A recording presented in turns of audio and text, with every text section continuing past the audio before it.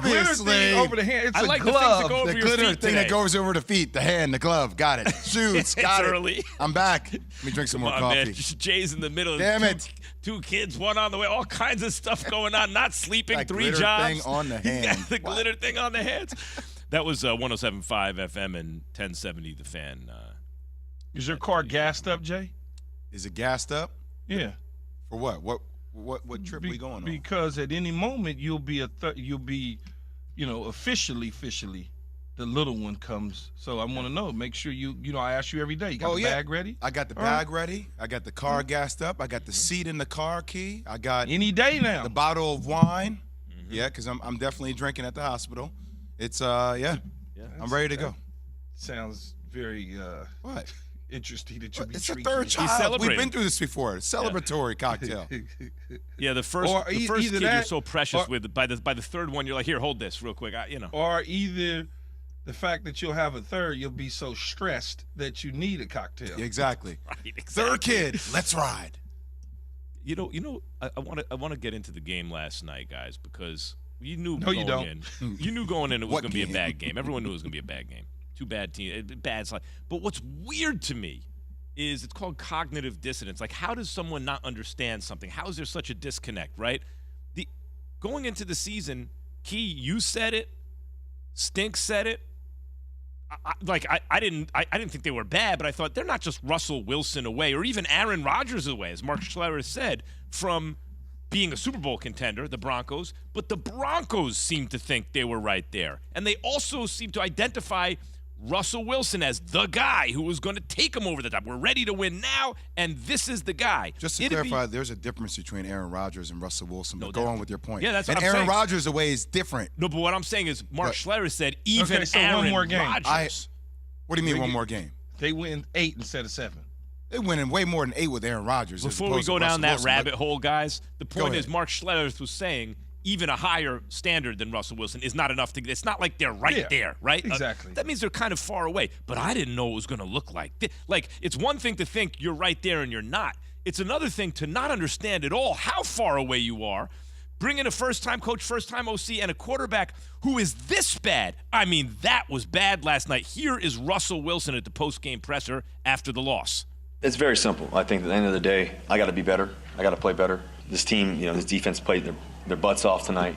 We had some key good drives. We moved the ball, in the red zone. We just didn't get to capitalize on some of them. There's some plays there, here and there that we can capitalize on. And at the end of the day, throwing 2 interceptions can't happen. I let the team down tonight. And but the good thing is, one thing I know about myself is I'm going to respond. I don't know any other way. And I always believe in myself. Always believe in this team. Believe in what we can do. Believe in what I can do. So it was 12-9 in the end. Key, say it again? I said that's the third time I heard that script at the podium. Right. So, okay, let's get to that. So they lose 12-9, the Broncos. But, Key, the floor is yours because you coming into this season said Russell Wilson's not quite what everyone thinks he is. The Broncos aren't either. This is not going to work the way they think. Go ahead. No, so they did move the ball some. They were in the red zone several times, only came away with 9 points. And when you look at this football team, they had a chance to win the game in regulation, okay? All they had to do was run the football. That's all they had to do. Just run the ball, clock gonna run down. You good. You get 3 points out of it. Instead, you decide that you're going to drop back and try to bang 8 in there at the goal line, and therefore Lattimore undercuts it, pick going the other way.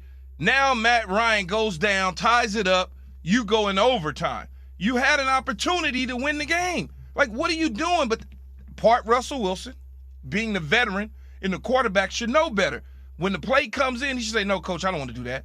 But he wants to show everybody that, see, I can throw the ball and we can score a touchdown. You don't need to do that. This is the same sort of thing that happened in the Super Bowl against Seattle. On top of that, Nathaniel Hackett is the head coach. Reminds me a lot of his dad, Paul Hackett, who was USC's head coach, if you can remember, not very good. And so then you go into overtime. Now all of a sudden, you're gashing him. You get to the 2-yard line on 4th and 1. You elect to go in the shotgun after the timeout was called. And you then don't get him underneath center to put him on the move, possibly, or turn around and hand the damn football off. If you can't get a yard and a half and plunge it in, you don't deserve to win. You don't deserve to win the football game. And then if you don't want to go from the 2-yard line and you elect to kick the field goal, you tie it up and you say to yourself, okay, now we're in a tiebreaker situation come playoff time. A tie is better than a damn loss. I understand the guts and the moxie of trying to go for it. You want to go for it to show everybody we got the you-know-whats. We can do that. It's the wrong damn thing to do.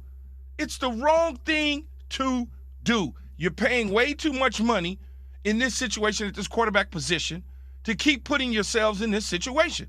It's on Hackett, and it's on a veteran quarterback like Russell Wilson. Period. There's nothing else to talk about. Key, I don't put this on Hackett. I put this all on Russell Wilson.